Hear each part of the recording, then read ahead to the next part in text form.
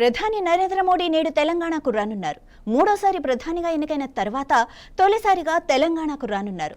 బెంగళూరు నుంచి బేగంపేట విమానాశ్రయానికి ప్రత్యేక విమానంలో రానున్నారు. అనంతరం రోడ్డు మార్గంలో హెచ్ఏసీసీకి వెళ్లనున్నారు. అక్కడ వర్చువల్ గా సుమారు 9,400 కోట్ల విలువైన మౌలిక సదుపాయాల ప్రాజెక్టులకు ఆయన శ్రీకారం చుట్టనున్నారు.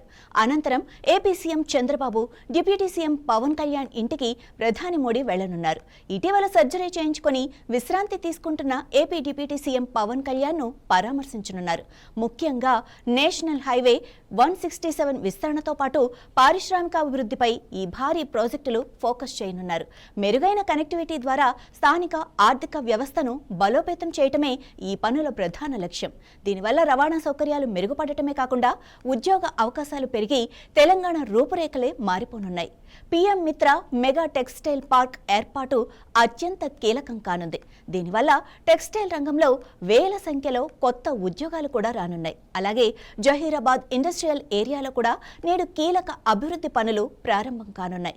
ఈ చర్యలు తెలంగాణ వ్యాప్తంగా సప్లై చైన్ను మరింత బలోపేతం చేస్తాయి. ఇక NH-167 వంటి రోడ్ల విస్తరణతో నిత్యం ప్రయాణించే వారికి సమయం ఆదా అవనుంది.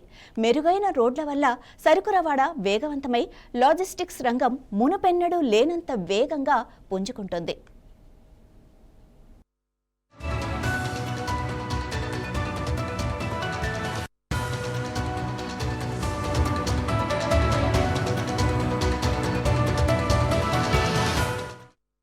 కొత్త రోడ్డు ప్రాజెక్టులు జహీరాబాద్, మహబూబ్ నగర్, వరంగల్ను అనుసంధానించే మార్గాలకు శంకుస్థాపన చేయనున్నారు.